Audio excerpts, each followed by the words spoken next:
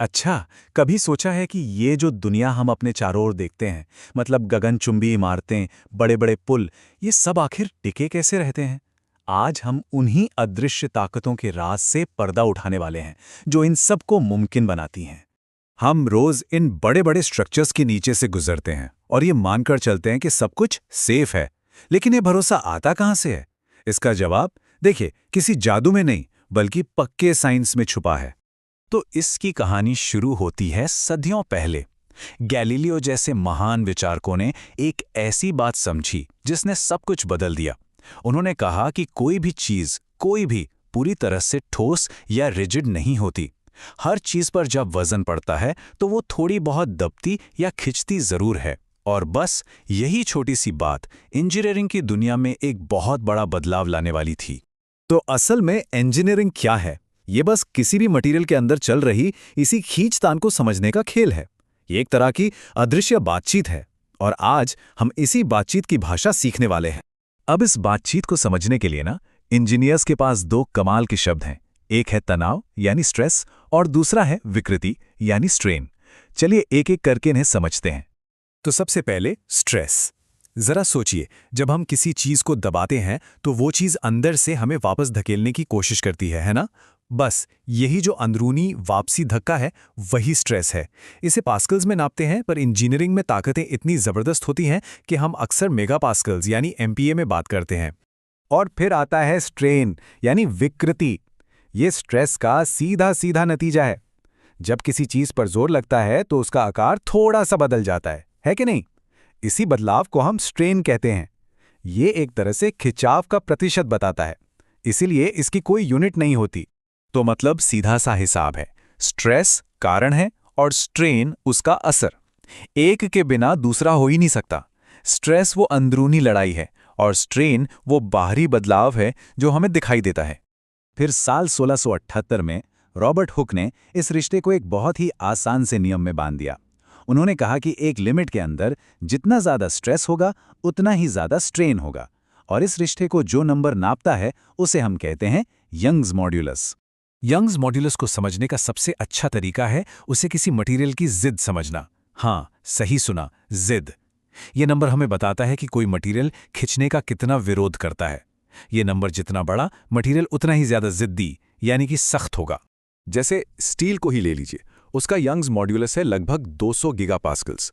वहीं एल्यूमिनियम का सिर्फ 70 के आसपास है। मतलब स्टील एल्यूमिनियम से करीब करीब 3 गुना ज्यादा जिद्दी है, इसीलिए वो इतना ज्यादा मजबूत महसूस होता है। लेकिन क्या होता है जब हम किसी चीज को उसकी हद से भी पार खींचते हैं? आइए स्टील के एक टुकड़े की पूरी लाइफ स्टोरी देखते हैं जब उसे उसके ब्रेकिंग पॉइंट तक खींचा जाता है। तो सबसे पहले आता है इलास्टिक रीजन। ये बिल्कुल रबर बैंड जैसा है, खींचो छोड़ो वापस अपनी जगह पर। लेकिन अगर हम और जोर लगाते हैं तो वो पहुंच जाता है यील्डिंग पॉइंट पर। ये वो पॉइंट है जहां से वापसी नहीं होती। अब वो हमेशा के लिए खिंच चुका है। और मजे की बात यह है कि इसके बाद स्ट्रेन हार्डनिंग की वजह से वो पहले से भी मजबूत हो जाता है। लेकिन आखिर में एक कमजोर जगह से वो पतला होने लगता है, जिसे नेकिंग कहते हैं, और फिर वो टूट जाता है। और यहीं पर एक बहुत ही जरूरी बात पता चलती है। स्टील जैसी डक्टाइल मटेरियल टूटने से पहले एक वार्निंग साइन देती हैं। वो खिंचती हैं, अपना आकार बदलती हैं। लेकिन कांच जैसी ब्रिटल मटेरियल, वो बिना किसी चेतावनी के अचानक टूट जाती हैं। और इसीलिए बिल्डिंग्स में डक्टाइल मटेरियल इस्तेमाल करना इतना जरूरी है। ये एक बहुत बड़ा सेफ्टी फीचर है। ठीक है, तो थियरी तो समझ आ गई, लेकिन असली दुनिया में इंजीनियर्स इस ज्ञान का इस्तेमाल करते कैसे हैं? चलिए कुछ दिलचस्प तरीकों पर एक नजर डालते हैं। एक कमाल का प्रिंसिपल है सेंट विनेंट्स का प्रिंसिपल।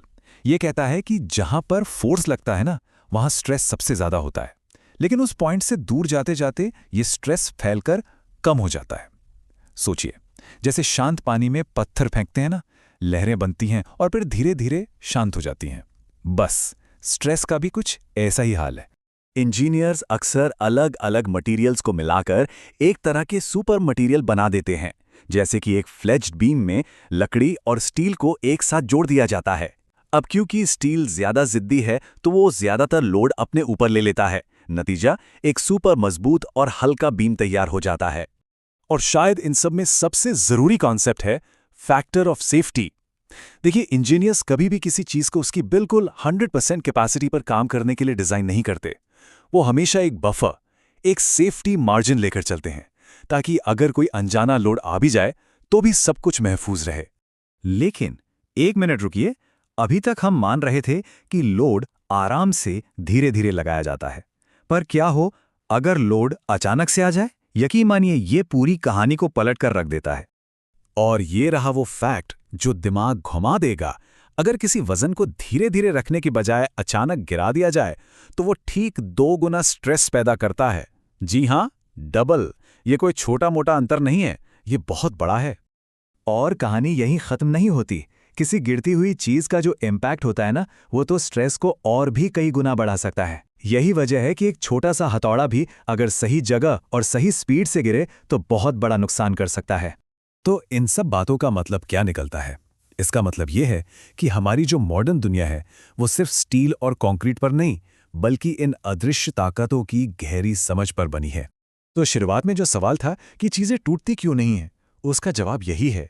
ये कोई जादू नहीं है, बल्कि इन अदृश्य ताकतों को समझने, उनका अंदाजा लगाने और उन्हें कंट्रोल करने की हमारी काबिलियत है जो सब कुछ मुमकिन बनाती है।